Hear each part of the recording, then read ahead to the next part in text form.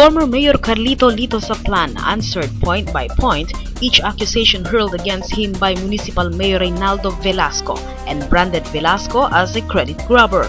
Zaplan, in an exclusive interview, told Pangasinan Today that Velasco's calling him a liar is already a big lie and calls it a sign of insecurity as he finds it amusing, saying that teachers and residents of this town are familiar with what is going on, especially in the implementation of the projects. In a webcast interview aired over Pangasinan Today Worldwide, Zaplan appealed to Velasco to stop lying and refrain from being a credit grabber and tell every people of the town through media that there are no projects that he can enumerate during his 9 years term and another 3 years term served by his wife Jinky Zaplan. Sabi ni Velasco na nagsisinungaling ako. Tanungin niyo na lang yung mga teachers at saka yung mga taong bayan sa Santa Barbara. Kasi alangan naman na lahat ng school building ngayon ginawa niya lahat. Samantalang obviously lang naman na yung mga dating building yan, yung mga dating building. Tatanggalin niya lang mga yero at saka yung ulo. Iuwi pa niya yung mga yero at saka tabla. Zaplan reiterated that he will respect any project declared by Velasco, provided that they are the truth, and have asked Velasco to give respect to those who have really implement different programs that have helped in the development of this town. Okay lang sana sa akin, nirespetuhin ko yan. Wala namang problema sa atin yung paglalagay ng initial niya. Pero dapat lang sana, yung sinasabi ko nga kanina, dapat yung bago na talagang buong building na ginawa niya lahat, hindi yung mga dating building dyan. Ayusin niya lang ng konti, lalagyan niya ng initial niya.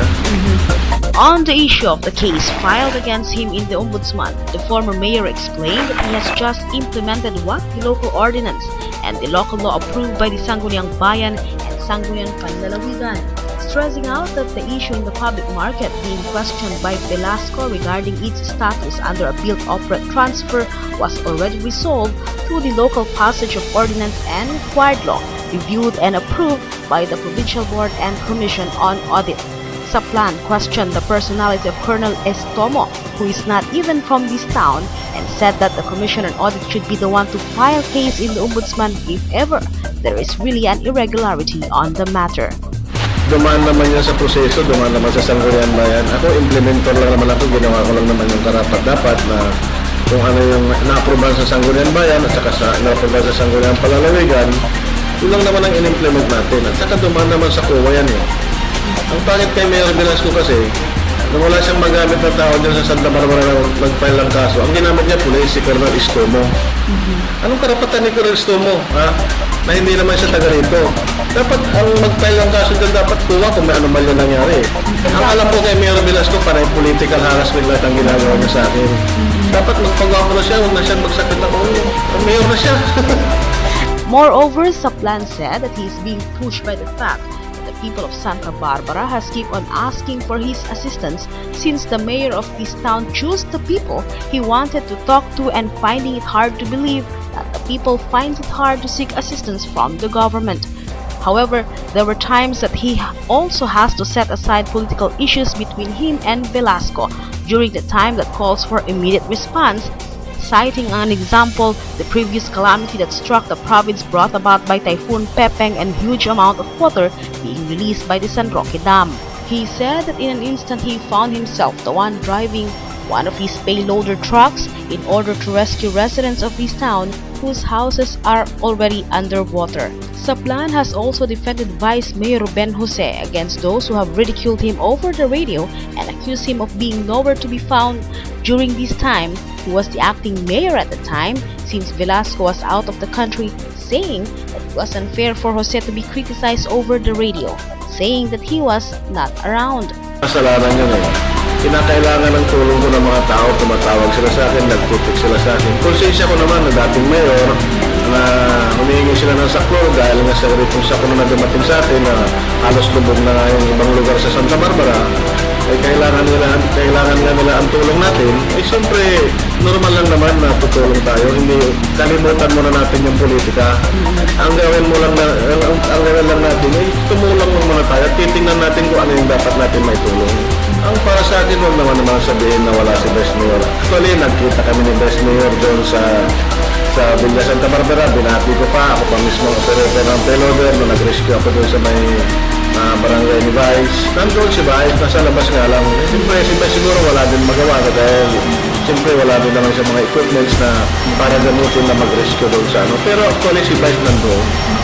Zaplan added that his way of helping the people at the moment was even maliciously criticized. He also explained that Velasco's promise of making Santa Barbara flood-free is a dangerous promise since he has proved to himself that ever since he was still the vice mayor of this town, he has not stopped the dredging of the water tributaries in this town. The fact remains that this town is a catch basin in the central part of the province. Alam mo yan ang nakakatakot ipangako sa mga tao sa Santa Barbara. Kasi ako, sa 7 taon ako nag-mayor, 3 taon yung asawa ko.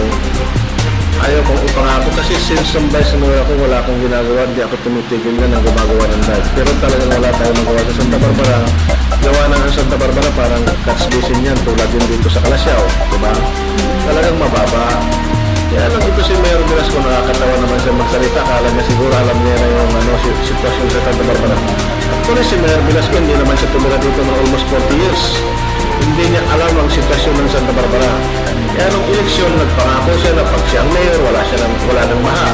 Ito nakakatakot ipangako yan. Kasi ang may hawak lang yung Diyos eh. Ha? Kasi ang akala ni Mayor Velasco, Diyos siya eh. Zaplan added that Velasco even dared the people if they want the town to be flood-free, they have to vote for him, and if they wanted to be flooded, they have to vote for Zaplan. Having said this, the former mayor also explained that he has never really done quarrying activity in this town, contrary to Velasco's statement. He said that Velasco was trying to mislead the people when he was trying to improve his private property into a man-made pond in Barangay Banawang, and even asked the Department of Environment and Natural Resources to inspect right at his property, and he was now using it against him. Zaplan, in his appeal to Velasco and telling the truth with the people, and refrained from saying that he has not done anything during his term.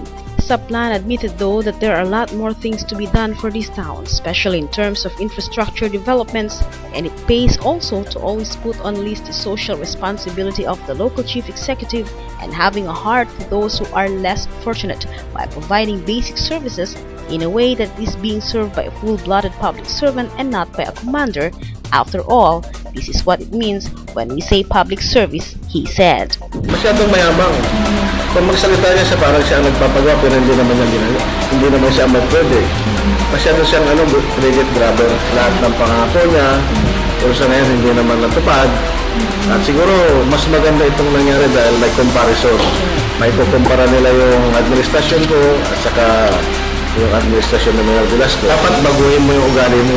Kahit anong dami ng gagawin mong proyekto sa Santa Barbara, kung hindi mo babaguhin yung ugali mo, walang mangyayari sa Santa Barbara. Kasi masyado kang masyado kang masyado mong inaapi yung mga tao sa Santa Barbara. Hindi ka malapitan. Kung may pupunta sa'yo, akala mo kung sino ka, darating ka sa isang barangay, isang batalyon ng bodyguard mo, dapat mawala yun.